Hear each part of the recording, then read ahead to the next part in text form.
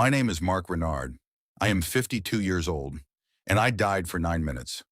What Jesus showed me in those 9 minutes changed everything I thought I knew about God, about this life, about why so many are called and yet so few are chosen. I know how that sounds. I used to be a man who rolled his eyes at testimonies like the one I'm about to give you. I was a logistics manager from Baton Rouge, Louisiana. Practical, methodical. I believed in things I could weigh, measure, and put on a spreadsheet. God was something I acknowledged from a distance, like a mountain you can see from the highway, but never actually climb. I went to church most Sundays because my wife Sandra asked me to.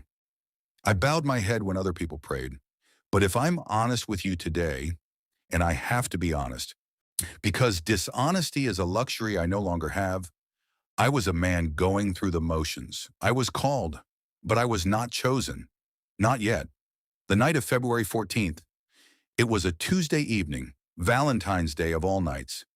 Sandra and I had just come home from dinner. Nothing fancy, just a little Italian place on Magazine Street. I remember laughing about something she'd said in the car. I remember the way the porch light looked yellow against the dark sky. I remember fumbling for my keys, and then I remember nothing.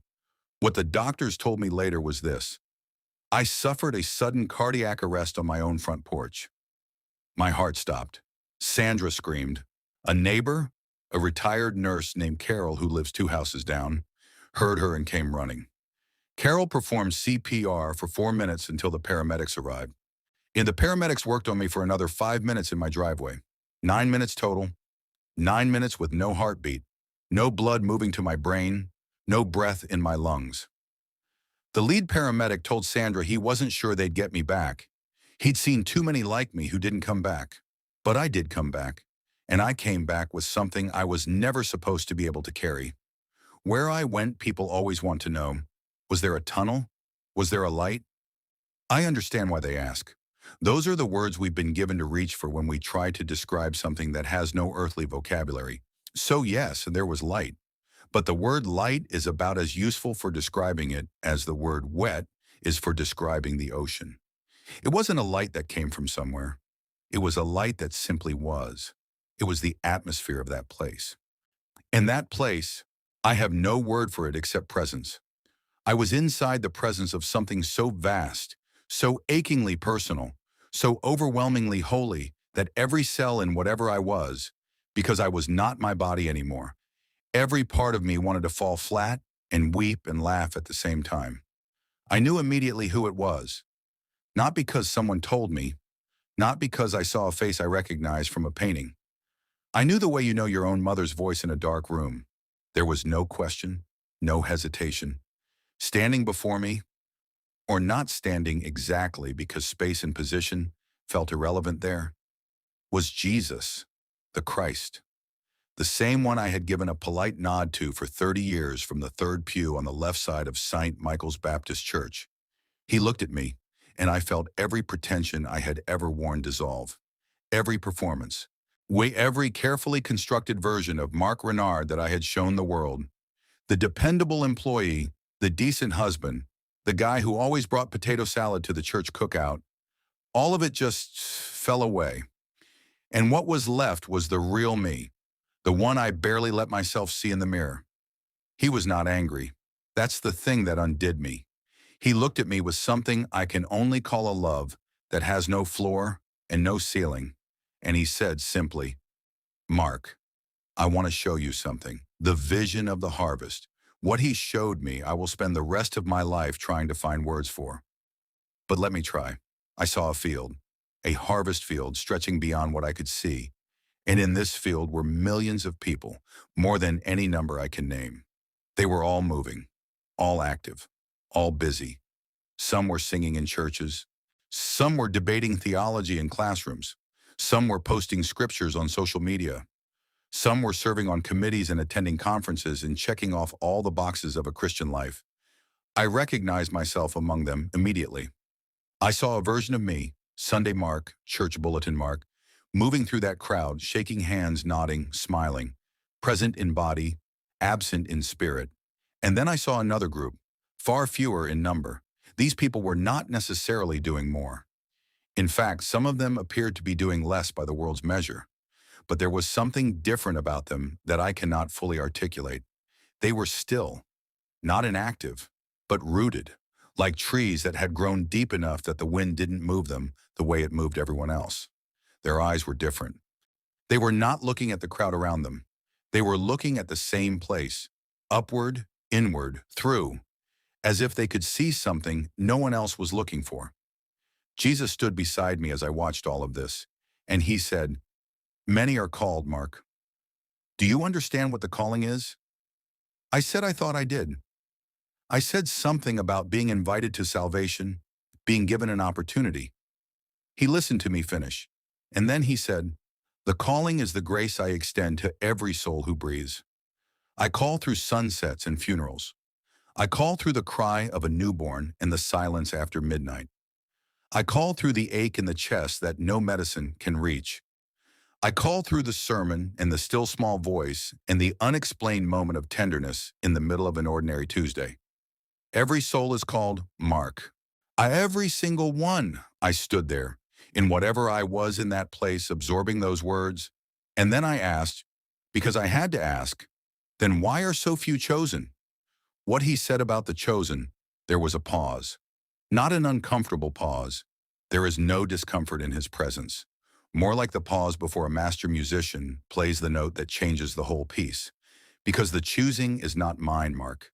The choosing is theirs. I didn't understand. I told him so. He showed me again. The crowd, the field, the two groups. And he explained it this way. And I want to get these words as close to right as I can. Every soul that hears my call is invited to respond. Not with the lips, but with the whole self. Not with the Sunday morning, but with the Monday afternoon. Not with the comfortable agreement, but with the surrender of the comfortable life. Many hear and acknowledge. Many wear the name and observe the seasons and speak the language. But the choosing to lay down what you are protecting, to release what you are gripping, to love what you would rather judge and judge what you would rather ignore, that choosing is costly. And many who are called decide the cost is too high. They want the kingdom, but not the king. They want the blessing, but not the breaking. They want the resurrection, but not the cross that precedes it. I wept. I am not a man who weeps easily. I built a career around being unflappable. But standing there in that light, hearing those words, I wept because I knew, without any shadow of pretense, that I had been one of the many. I had been called for 30 years and had never once truly answered. And I had attended the call. I had not accepted it. The book in my name, then something changed in the vision. I found myself looking at what I can only describe as a record. Not a physical book with pages, but something like a living record, a breathing archive of everything a life had been. And somehow I understood it was mine. I saw every moment I had been called and turned away, every nudge I had rationalized into silence. The morning I had felt an inexplicable urge to call my estranged brother Danny and had picked up the phone and then set it down because I didn't know what to say. The night Sandra had been crying in the kitchen and I had walked past and told myself she needed space, when the truth was that I needed distance. The hunger in me I had fed with work and sports and just enough church attendance to quiet my conscience. I saw it all without flinching because he was watching it with me, and somehow his presence made it bearable. He wasn't showing it to me to condemn me. He was showing it to me the way a surgeon shows a patient the scan. Here is what is wrong. Here is what needs to change. And then I saw something I still have trouble speaking about without my voice breaking. There was a place in that record, a gap, where a different version of my life could have been. I don't mean a perfect life, I mean a real one. A life where I had answered, where I had chosen, where Danny and I had talked and reconciled before his accident in 2019, where Sandra and I had prayed together instead of merely existing together in the same house, where I had given away the promotion money to a cause I had felt called to fund and hadn't. Moment after moment, like a door that had been standing open, and I had walked past it every single time. This is not to grieve you, Mark, he said. I am showing you this so that when you return, you will know that every day is a door. Every moment is an answer waiting to be given. The question I was afraid to ask.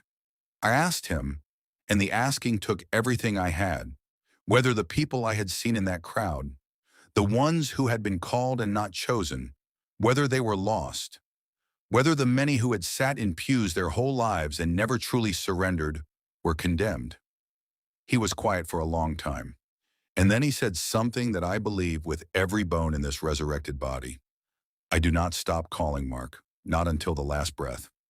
The door stays open until the door closes. What I grieve is not the lostness of those who never heard. What I grieve is the emptiness in the lives of those who heard everything and changed nothing, who sat in the light and stayed cold. Not because I withheld warmth, but because they kept their coats on. I thought about every person I had ever sat next to in a church pew. I thought about my father, who could quote scripture like a concordance, and died never having had a conversation about his soul that wasn't performed. I thought about myself, how I had kept my coat on for 5 decades, politely agreeing with the warmth while refusing to let it touch me. I understood, standing there, that the tragedy of many are called and few are chosen is not a statement of divine selectivity. It is a lament. It is a father looking at a table he has set and watching chair after chair go empty. Not because he didn't send the invitation, but because the guests decided they had better things to do. What it means to be chosen. I asked him, because I needed to know before I went back, what it actually looked like to be among the chosen. I expected something grand, some spectacular assignment, some list of spiritual disciplines or theological positions I needed to adopt. What he said was so simple that I almost missed it. But simplicity, I have come to understand, is where he lives. The chosen are those who stop negotiating with me and start living with me. Not for me, though service matters. Not about me, though truth matters. With me, in the Tuesday, in the difficult conversation. When in the moment when the easier thing would be to look away, and they choose instead to look toward. The chosen are not the most talented or the most educated or the most visible. The chosen are the ones who say yes when yes costs something, and keep saying yes when it keeps costing. He showed me those people in the smaller group again, the ones with the different eyes. And I saw what I hadn't seen the first time. Most of them bore marks, not physical marks necessarily, though some did, but the marks of having been refined, having lost things, having stood in places where their faith had been the only thing between them and despair, and having held on anyway. They weren't the happy-clappy, untested believers, and they were the ones who had been through the fire and come out on the other side still saying the name. They were chosen because they kept choosing. Coming back, I knew I had to go back. I didn't want to, and that itself was a new kind of knowing, because I am a man who has always had things to get back to, a schedule, a project, a goal. Standing in that place, I had nothing to get back to. And yet I understood, without being told directly, that my returning was itself part of something. Before I left, I asked one last thing. I asked if there was something specific I was supposed to do, some mission, some purpose, some divine assignment I was being sent back to complete. He looked at me. This is the part I can barely speak without emotion. He looked at me the way no one has ever looked at me, like with complete knowledge and complete love at the same time, which should be a contradiction and is not. And he said, "Go home, Mark, call your brother, sit with your wife, open the door you have been walking past. I am not sending you back with an assignment. I am sending you back with an answer. You know now what it means to choose. So choose." And then I was back. On a gurney in a driveway, with a paramedic's hands on my chest, gasping like a man coming up from deep water. Sandra's face above me streaked with mascara, saying my name over and over like a prayer. I looked up at her, at my wife of 23 years who I had taken for granted in 1,000 Tuesday evenings, and I said the first real thing I had said to her in years. "Sandra, I'm sorry, I'm here now. Kenon, I'm really here. What I know now, it has been 3 years since Valentine's night. I want to tell you what has changed and what has not, because I think you deserve the truth and not a performance. My brother Danny, I called him the morning after I was released from the hospital, We talked for 2 hours. He told me things I didn't know about his life. I told him things I had never said out loud. We still don't agree on everything. We probably never will. But we talk now. We are present to each other. That itself is a miracle that required nothing more than one phone call I had been refusing to make. Sandra and I started praying together. Actually praying, not performing prayers before meals, but sitting in the living room after dinner and talking to God about the things that frightened us. It felt awkward at first. It still feels awkward sometimes. Genuine things often do. But something in our marriage that had calcified over 20 years of comfortable distance has begun, slowly, imperfectly, to thaw. I did not have some dramatic spiritual transformation that made me suddenly exempt from doubt or weakness or failure. I still struggle. I still sometimes reach for the comfortable thing instead of the costly thing. I still sometimes walk past the open door. The difference is that now I know when I'm doing it, and I know what I'm choosing when I choose it. And that knowledge I have discovered is itself a mercy. What I know now, what 9 minutes burned into me with more permanence than anything I have ever learned, is this. The call is real. He is really calling, not as an abstraction, not as a cultural tradition, and not as a background hum you can tune out.